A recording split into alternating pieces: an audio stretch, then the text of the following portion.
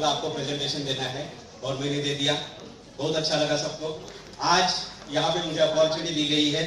एक प्रेजेंटेशन नहीं करूंगा मैं आज यहाँ पे, लेकिन होस्टिंग करूंगा, तो ये भी मौका बढ़िया है मेरे लिए। एक एक सीढ़ी में ऊपर चढ़ते जा रहा हूँ, बहुत खुश मानता हूँ खुद को। दोस्तों, जिस बिजनेस में हम लोग जुड़े हैं, ये एक ऐसी इंडस्ट्री है जहां पे आर्थिक आजादी तो मिलती है सब लोगों को, लेकिन इंडस्ट्री के साथ साथ कंपनी भी कौन से वो भी देखना जरूरी है। हम एक इंडियन कंपनी के साथ जुड़े हैं, वेस्टीज, और इस कंपनी का मकसद क्या है? लोगों को, इंडिया के लोगों को तो आर्थिक आजादी देनी ही है, और साथ ही साथ अपने देश को भी एक आर्थिक आजादी देनी है। क्योंकि आज तक बहुत सारी कंपनियां बाहर से हमारे देश में आई और उस बिजनेस में बहुत सारे लोगों ने काम किया, बहुत सारा हमारा इंडिया का पैसा बाहर के देशों में चला गया। लेकिन वेस्टीज ये ऐसी एक कंपनी है जो आज इंडिया में शुरू होकर बाहर के 3 देशों में काम कर रही है। एक जोरदार ताली वेस्टीज के लिए होनी चाहिए।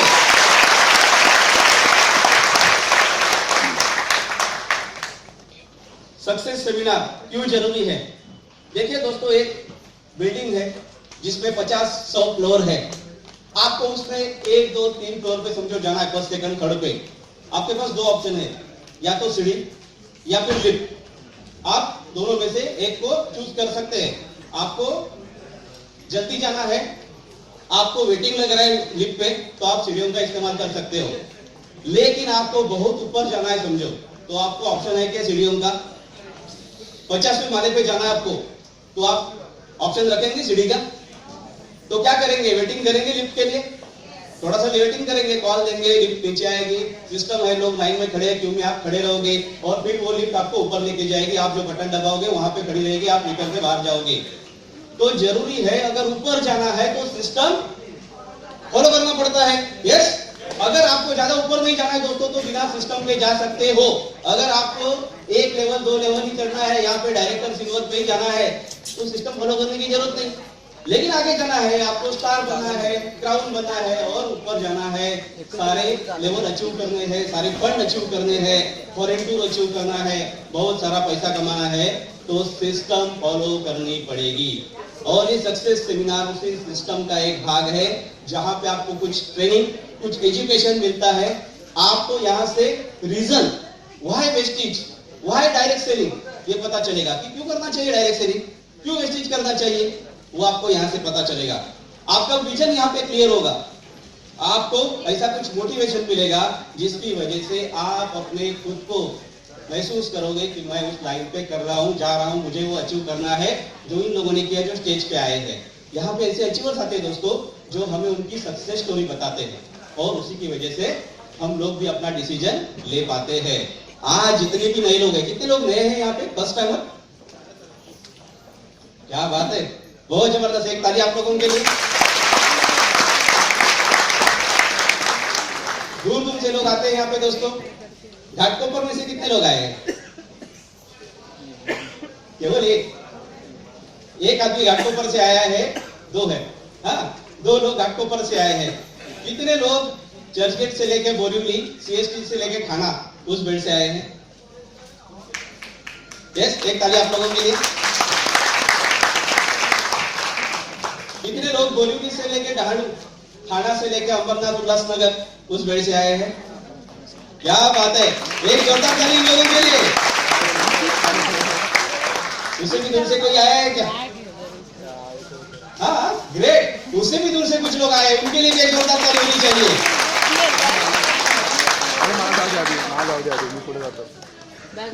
200 किलोमीटर की दूरी से कौन आया है?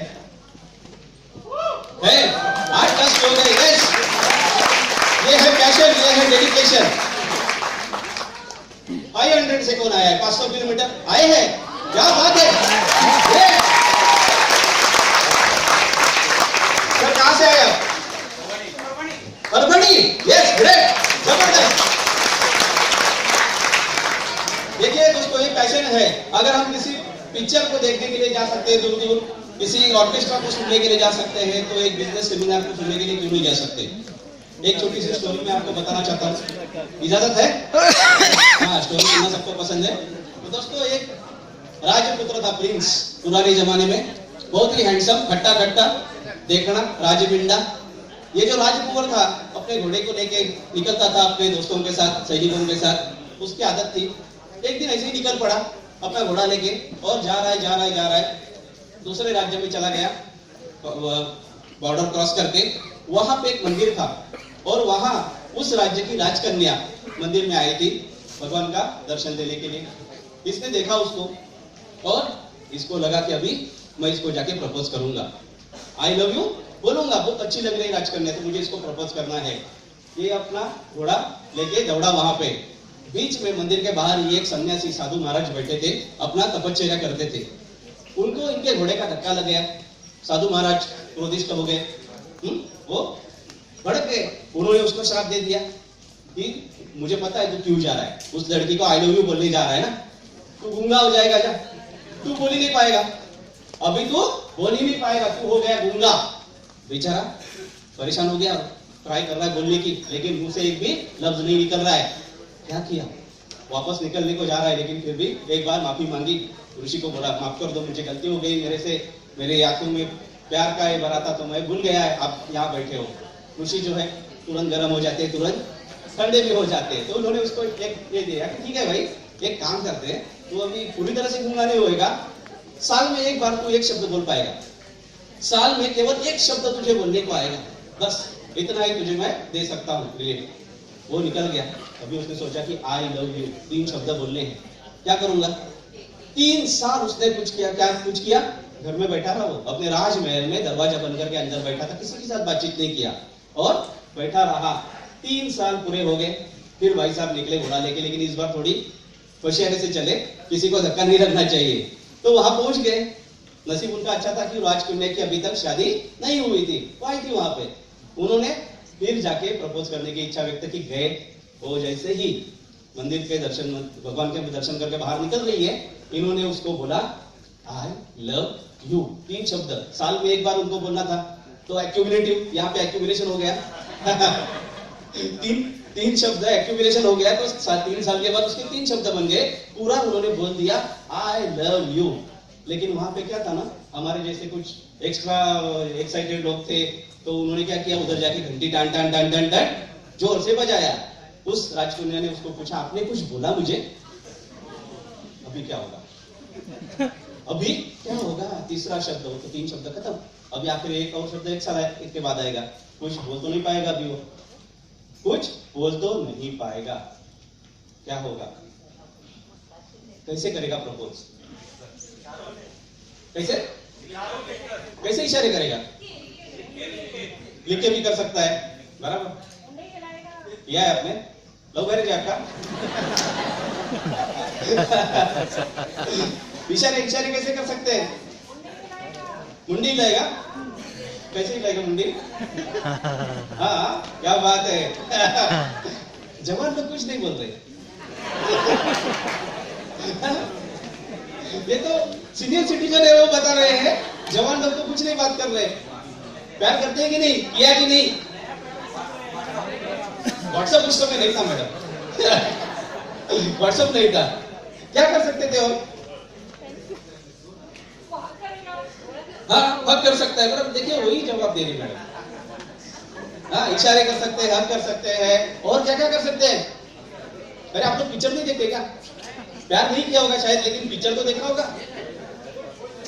यस, फूल दे सकते हैं, फूल दे सकते हैं। फिर उसके दोस्त थे, उनको मालूम था इसकी कहानी क्या है, दोस्त बोल सकते हैं कि ऐसा ऐसा प्रॉब्लम था इनका, वो आपको प्रपोज करना चाहते थे, लेकिन ऐसी ऐसी कहानी हो गई थी। ऑप्शन थे कि नहीं, बहुत सारे ऑप्शन है ना, मतलब सिर्फ प्रपोज करने के लिए आई लव यू बोलना ही जरूरी नहीं है, बहुत सारे ऑप्शन है दोस्तों। ये ऑप्शन 3 साल पहले भी थे, 3 साल पहले भी थे कि नहीं, क्यों नहीं आजमाए। 3 साल पहले भी ऑप्शन था सामने कि वो तुरंत लड़की को बोल सकता था, बोल मतलब इशारा कर सकता था, फूल दे सकता था, उसके दोस्त बोल सकते थे कि ऐसा ऐसा प्रॉब्लम है, धक्का लग गया, ऋषि ने उसको श्राप दिया, बोल नहीं पा रहा है, तो ये आपको प्रपोज करना चाहता था, बस सिंपल। हो सकता था कि नहीं, क्यों नहीं किया। माइंडसेट क्या, आई लव यू बोल के ही प्रपोज किया जाता है, माइंडसेट उसका था। हमारा माइंडसेट करियर के लिए नौकरी करनी पड़ती है, पढ़ाई करने के बाद एक अच्छी नौकरी मिल जाएगी, central government, western state government या कहीं पे कॉर्पोरेट में बड़ा सा जॉब, अच्छी सैलरी और मेरा करियर बन जाएगा। यही माइंडसेट लेके चलते हैं कि नहीं हम लोग? बहुत सारे लोग यही माइंडसेट लेके चलते हैं और कुछ दिनों के बाद पता चलता है कि यहाँ करियर नहीं हो रहा है, दूसरा ऑप्शन ढूंढना पड़ेगा। फिर ऑप्शन ढूंढने को आते हैं 30-35 साल की उम्र में, 40 साल की उम्र में ऑप्शन ढूंढते हैं। ऑप्शन 25 साल की उम्र में क्यों नहीं ढूंढा? क्यों नहीं ढूंढा?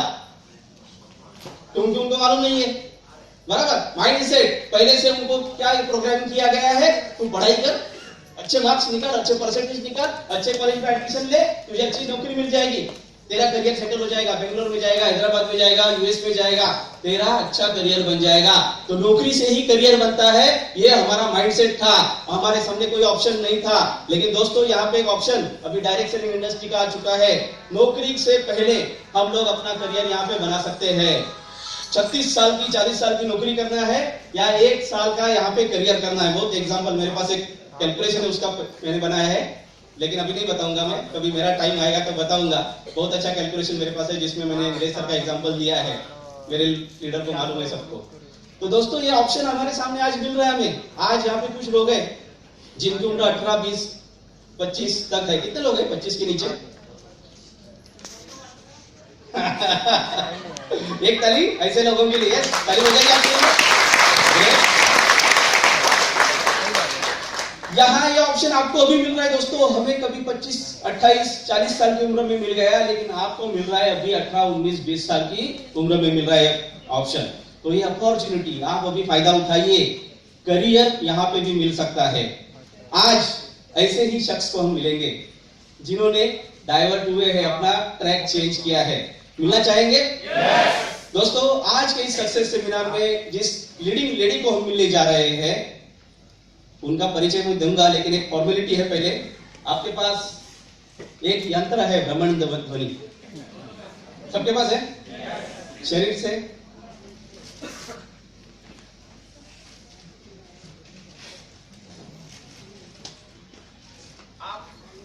तन मन धन देखिए यहाँ आते हैं कि नहीं? धन भी देते हैं 150 रुपए। तो धन आपने पहले ही दे दिया बाहर, तभी आपको टिकट मिल गया, तभी आपको एंट्री मिल गई। शरीर आपका यहाँ पे आ गया, धन आ गया। मन शायद अभी तक आया नहीं होगा, तो उसको लेके आइए। मन को डाइवर्ट करने वाली चीज आपके जेब में या पर्स में पड़ी है, उसको थोड़ा सा बंद कर दीजिए। कर सकते हैं उसको चुप कर सकते हैं, साइलेंट मोड पे रख दीजिए, आप स्विच ऑफ कर दीजिए। वाइब्रेशन पे भी मत रखिए, 1.5-2 घंटा रखने से कोई दिक्कत नहीं आने वाली आपको, बराबर। तो ये कर सकते हैं सब लोग ना? कर दिया अभी आपने? ओके, ठीक है, आगे बढ़ते हैं। दोस्तों आज इस लीडिंग लेडी को हम मिलने वाले हैं, उनका मैं परिचय करवा देता हूं। पुणे से आई है, MBA किया है फाइनेंस में, एक अच्छे लीडिंग बैंक में उन्होंने जॉब किया है और वहां से जॉब करने के बाद उनको कुछ ऐसा मौका मिला कि उनको वेस्टेज करने का मौका मिल गया। 6 साल से वेस्टेज में काम कर रही है, डबल क्राउन डायरेक्टर इस लेवल पे आज है।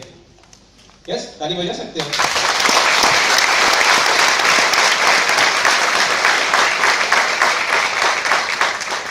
देखिए दोस्तों, जब भी आपको यहाँ आए मजा आएगा ताली बजाने के लिए, आपको मन करेगा तो बजा सकते हैं। यहाँ पे हॉल के बाहर जाके अगर ताली बजाओगे ना तो लोग बोलेंगे कि ये तो अच्छा था, कपड़े अच्छे पहने हैं, अच्छा दिख रहा है, लेकिन ताली भी बजा रहा है।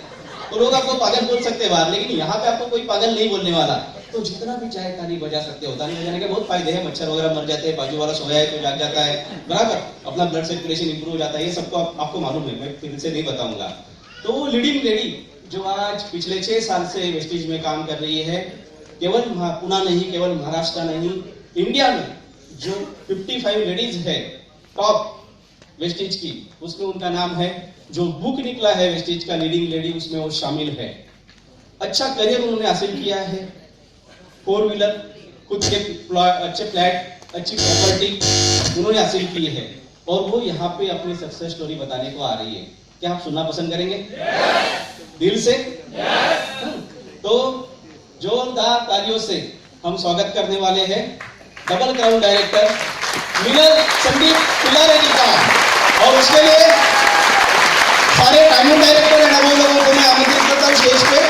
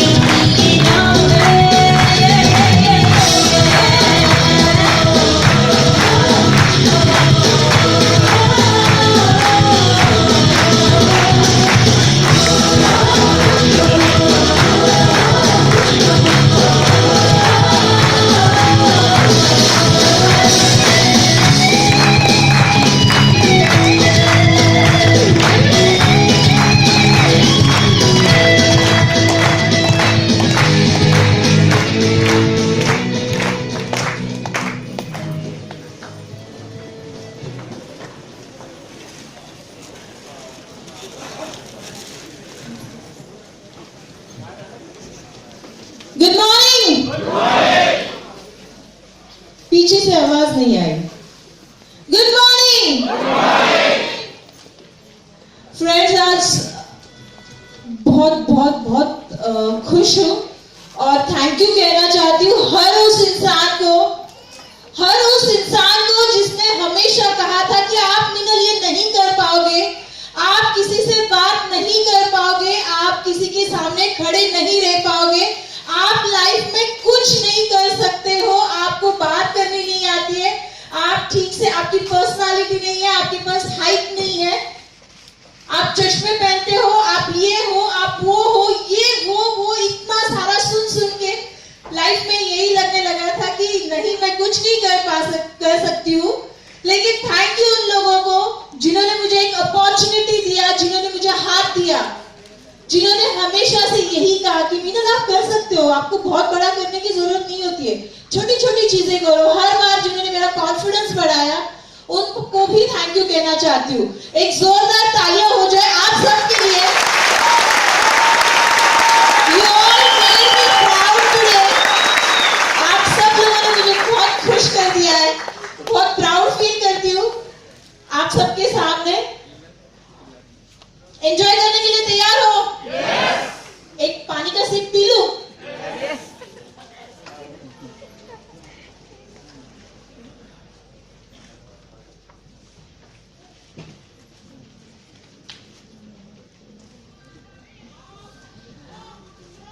नाम बता दिया था इन लोगों ने, बहुत अच्छा इंट्रोडक्शन किया। मैं बहुत देर से सुन रही थी, मुझे ऐसे लगा था अभी आना है, मुझे अभी आना है, अभी आना है, लेकिन वो स्टोरी बहुत अच्छी लगी मुझे, आई लव यू की। कितने लोगों को अच्छी लगी? बढ़िया थी ना? एक बार ताली हो जाने दे उनके लिए। मेरा प्रॉपर लैंग्वेज महाराष्ट्रियन हूँ तो मराठी है, इंग्लिश बहुत अच्छा बोल लेती हूँ, हिंदी में आज प्रयास कर रही हूँ आप लोगों के साथ बात करने का, तो तीनों लैंग्वेज में कन्वर्सेशन होगा। चलेगा? चलेगा या दौड़ेगा? Okay good. लेकिन हिंदी ज्यादा बात करूंगी, ठीक है? नेशनल लैंग्वेज है और वैसे भी आजकल हम ज्यादा खुद को प्राउड, नेशनल क्या बोलते, देशभक्त फील कर रहे हैं ना आजकल। पहले से थे लेकिन अभी बहुत ज्यादा फील कर रहे हैं मोदी जी की वजह से। एक तो सर्जिकल स्ट्राइक हो गया, दूसरा फाइनेंशियल सर्जिकल स्ट्राइक हो गया, बहुत बड़ा स्ट्राइक हुआ ना। लास्ट 20 डेज में हमने कितने बार 500, 1000 के नोट के बारे में सोचा? कितने लोगों ने सोचा? सबने सोचा? हमारे नेटवर्कर से बात कीजिए, उन लोगों ने नहीं सोचा। नेटवर्कर को टेंशन नहीं थी 500, 1000 के नोटों की, क्योंकि उनके पास ब्लैक मनी था नहीं। ओके, क्योंकि जो भी नेटवर्किंग का इनकम आता है फ्रेंड्स, पूरा वाइट आता है, बैंक में ट्रांसफर होता है, टीडीएस कट करके आता है, और नेटवर्कर एक ऐसा इंसान है ना जो कुछ छुपा नहीं सकता है, उसका पूरा इनकम वाइट होता है, और फ्रेंड्स उसके आगे जाके वो इकोनॉमी को भी कंट्रीब्यूट करता है। लगता है आपको? कैसे करता होगा? फ्रेंड्स वी पे द इनकम टैक्स। कितने लोग इनकम टैक्स पे करते हैं? ग्रेट, अपने सैलरी में से करते हैं, कुछ लोग बिजनेस से करते हैं, हम लोग नेटवर्किंग से करते हैं, हम सर्विस टैक्स भी करते हैं। कितने लोग सर्विस टैक्स पे करते हैं? जिनका इनकम 10 लाख से अबव होता है वो सर्विस टैक्स पे करते हैं। फ्रेंड्स नेटवर्किंग में सर्विस टैक्स भी पे करते हैं हम लोग। कितने लोग हैं प्रोफेशन टैक्स पे करते हैं? तो ये भी हम पे करते हैं। कितने लोग हैं जिनके अपने घर है, खुद के घर है, तो हम प्रॉपर्टी टैक्स भी पे करते हैं। और जिन्होंने हाथ नहीं ऊपर किया, टेंशन मत लीजिए, आप नेटवर्किंग में आ गए हो, वेस्टिज के साथ जुड़ गए हो, तो डेफिनेटली आपका भी घर होगा, एक दिन क्राउन बनोगे तो आपका भी घर होगा और आप भी प्रॉपर्टी टैक्स भरोगे। तो यहाँ पे बेघर कोई होता नहीं है, तो you will be also paying the property tax. तो पूरी टैक्सेस भरते हैं तो फिर वो टैक्स जाती कहाँ है? इस देश की इकोनॉमी को डेवलप करने में जाती है। yes. Are we not a true देशभक्त? yes. We are? yes. तो अपने लिए जोरदार ताली होनी चाहिए कि नहीं?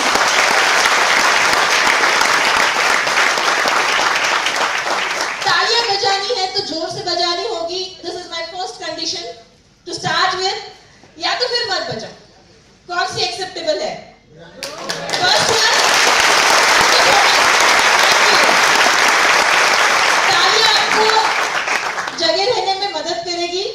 और साइड वाले को भी मोटिवेट करती रहेगी और सामने वाले के लिए बहुत बड़ा काम करती है। ठीक है? ओके, आपके जैसे ही 17 साल पहले ये सेमिनार ऐसे ही कुछ इवेंट में आ गई थी, मोटिवेट हो गई थी, बहुत बहुत मोटिवेट हो गई थी और तब डिसाइड किया था कि नेटवर्किंग में करियर करना है। लेकिन पता नहीं था कैसे करेंगे, क्या करेंगे। थोड़ा सा पीछे जाऊंगी, थोड़ा सा बचपन में जाऊंगी। आई एम फ्रॉम एक सर्विस क्लास फैमिली बैकग्राउंड से हूँ। मम्मी पापा दोनों जॉब करते हैं, अभी नहीं करते, अभी वीआरएस ले लिए दोनों ने, लेकिन दे वर डूइंग जॉब्स। और हम 4 बहनें हैं, मैं बड़ी हूँ सबसे। एंड बहुत अच्छी फैमिली थी, लेकिन फाइनेंशियली बहुत साउंड नहीं थे, बहुत सिंपल थे। ये था कि मम्मी पापा ने कभी खाने पीने के लिए टेंशन नहीं रहा था घर में, एजुकेशन में कभी दिक्कत नहीं थी, लेकिन हमें पता था कि हमें मांगना क्या है घर में, अपने पेरेंट्स को क्या मांगना है और क्या मांग सकते हैं, क्या नहीं मांगना है। होता है ना? हम बड़े होते हैं तो और भी रिस्पॉन्सिबिलिटी बढ़ती है, क्योंकि हमें सिचुएशन पता होती है, फैमिली में क्या चल रहा है क्या नहीं, मम्मी पापा की पोजीशन कैसी है, इस महीने का जो सैलरी आ गया है वो 10 दिन तक खत्म हो जाता है, फिर नेक्स्ट क्या, बहुत प्रॉब्लम होती थी। लेकिन उन्होंने ये की बताया था कि पॉजिटिव रहो, अपना काम करते रहो, फॉलो द प्रोसेस, जो भी आपको चाहिए आपको मिलेगा। मिलता गया, बढ़ते गए। 10th जाते जाते ऐसी सिचुएशन आ गई थी कि मम्मी ने स्ट्रिक्टली कहा था 10th में फेल हो गए। सबको टेंशन होता है बोर्ड एग्जाम का, मुझे भी था। 10th में मेरा 10th का प्रीलिम्स में आई वाज सब सब्जेक्ट में गई थी। मैथ्स और साइंस के साथ कभी जमा नहीं मेरा, तो मैथ्स और साइंस के प्रीलिम्स के मार्क्स बताना बहुत शर्म बहुत ही गंदा लगता है। It was 10 marks, 20 marks, 15 marks ऐसे आए थे प्रीलिम्स में। सबने प्रीलिम्स दी थी यहाँ पे? हर एक के स्कूल में होती है। तो प्रीलिम्स में 10-15 मार्क्स आए थे और मम्मी ने कहा था कि आपके पास